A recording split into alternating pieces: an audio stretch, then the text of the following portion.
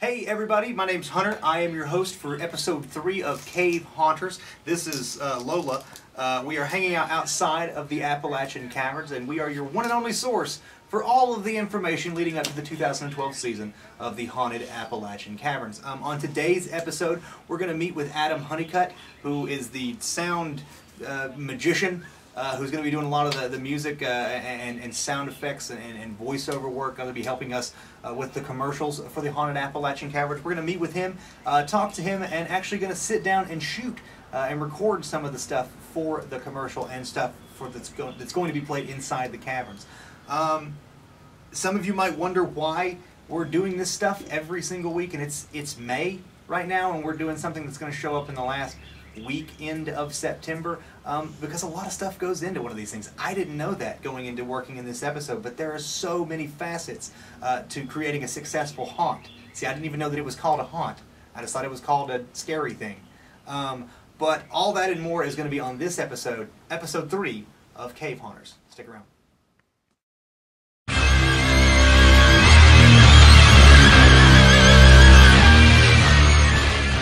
Everybody, as I said, this is Adam Honeycutt. You are the what is your actual title?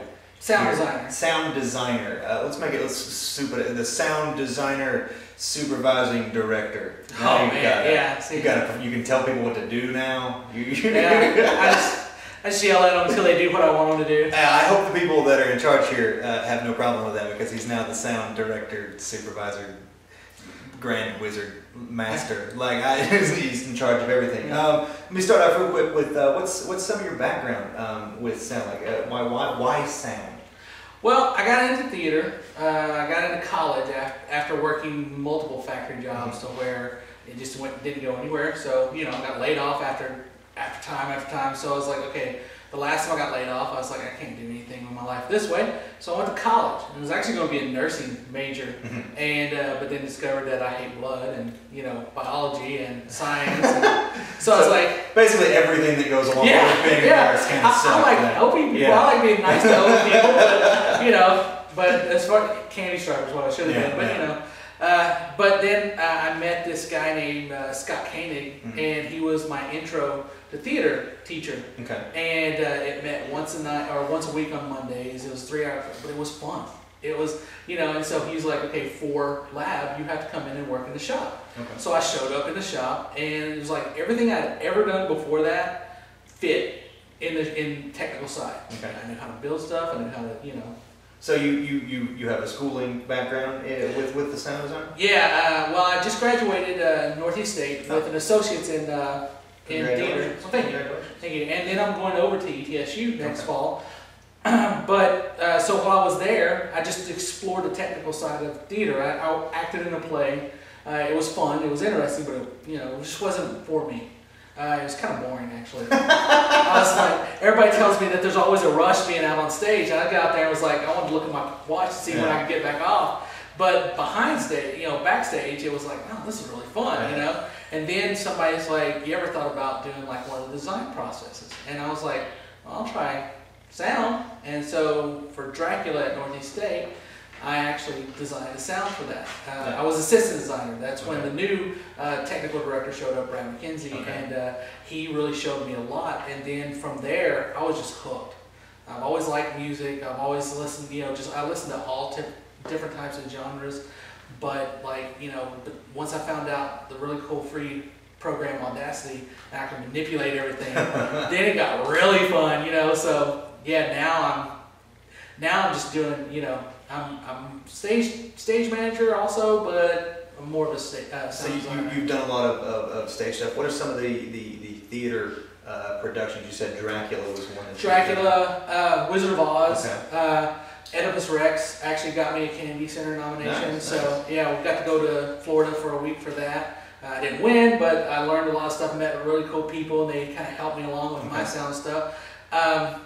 Just got through doing Proof, which I believe some people from ETSU was in. A couple of people that I know were a part of Proof. Actually, and I was in Dracula. I think that's where we first met. Yeah, that was how we came across each other.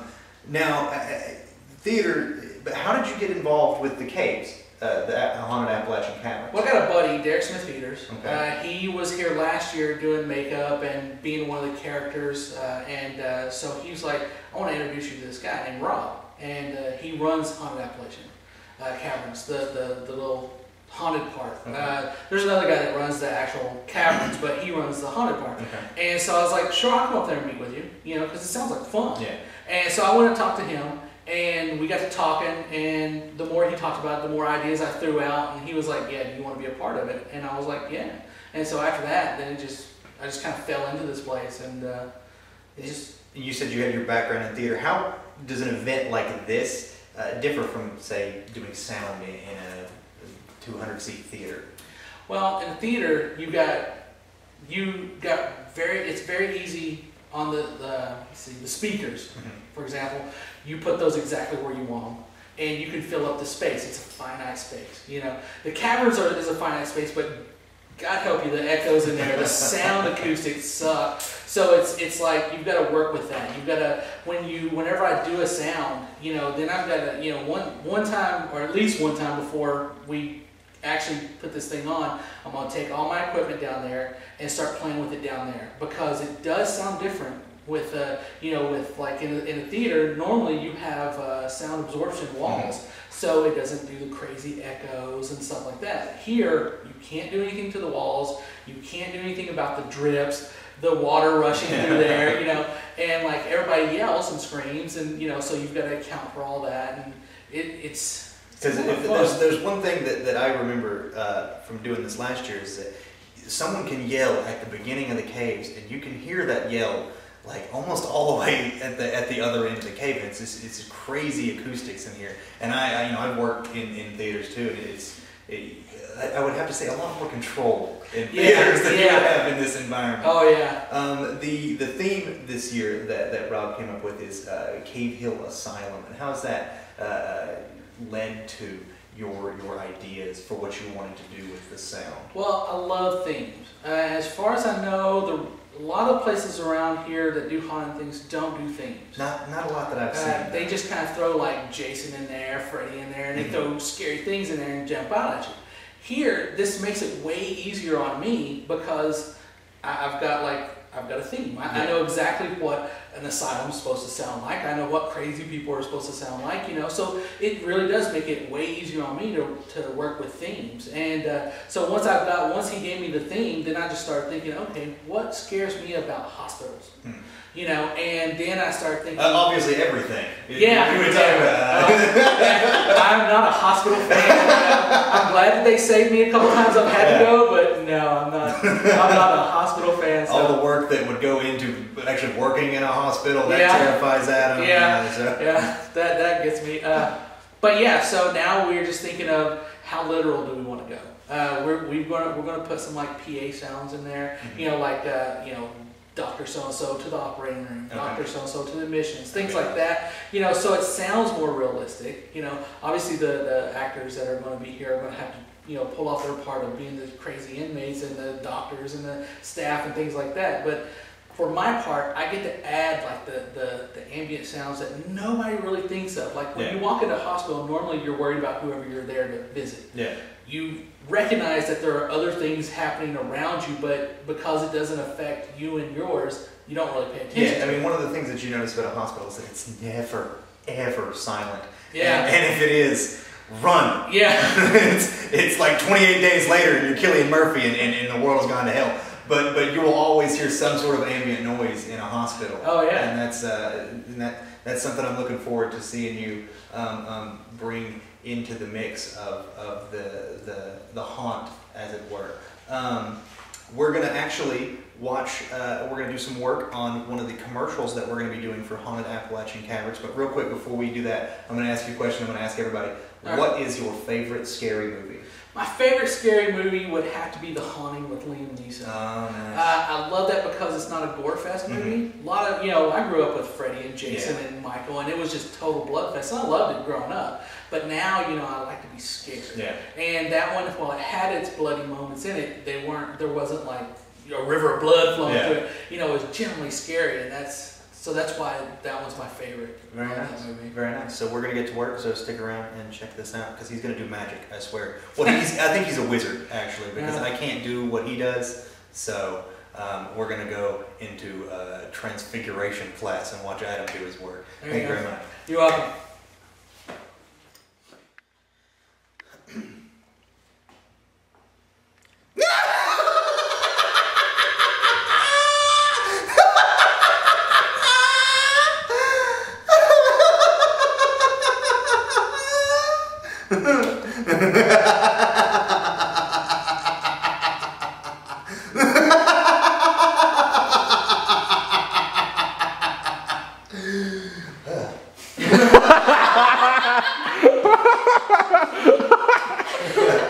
That's a good one. You want to rest there for a second? That was long. Do my high-pitched squirrel thing. The manic, the yeah. manic squirrels. There you go.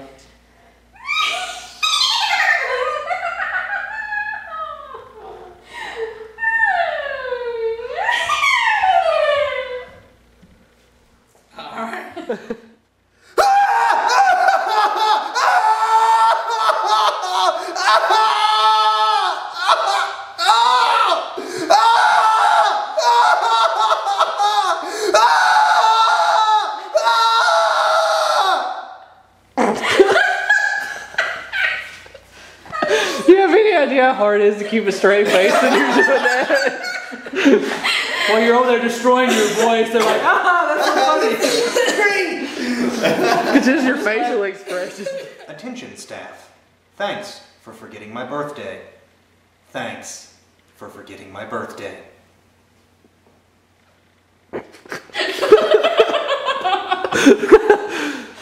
Okay. Hints of rage.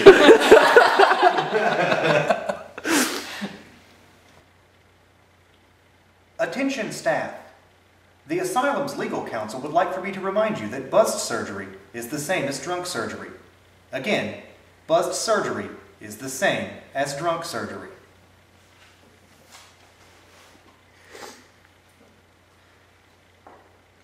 Doctor, doctor, give me the news. I've got a bad case of meningitis. That's still the funniest one. Attention staff, the Oompa Loompas are loose in the gift shop. The Oompa Loompas are loose in the gift shop. Attention, staff. The heavyweight champion of the world, Rocky Balboa!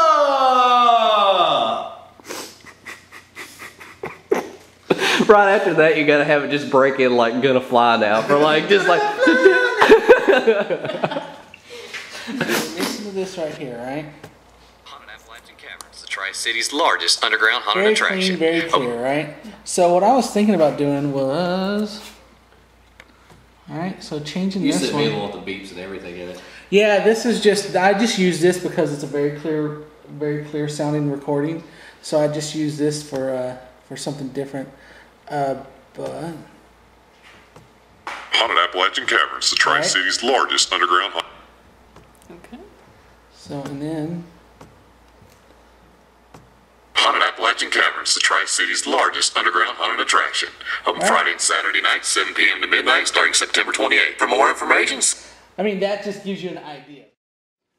So that was the third episode of Cave Haunters. Make sure to tune in each and every week for more information. We got a bunch of these lined up for you people. And if there's any questions, comments, concerns, to snide remarks, you just don't like my face, get on YouTube, give us a comment, and somebody will try to get back to you as soon as possible. If there's something you want to see in a future episode, just let us know, because we're here for you to give you all the information that goes into building the Haunted Appalachian Caverns for the 2012 season. I want to thank Adam Honeycutt for coming in and talking with us and showing us how to do some of the stuff that he's going to do for the commercial. Be on the lookout for the commercial, also for some of the stuff that's going to be playing throughout the caverns. But having said all that, that's the end of the episode. I'm your host, I'm Hunter, and I'm reminding you that movies don't create psychos. Movies make psychos more creative. See you later.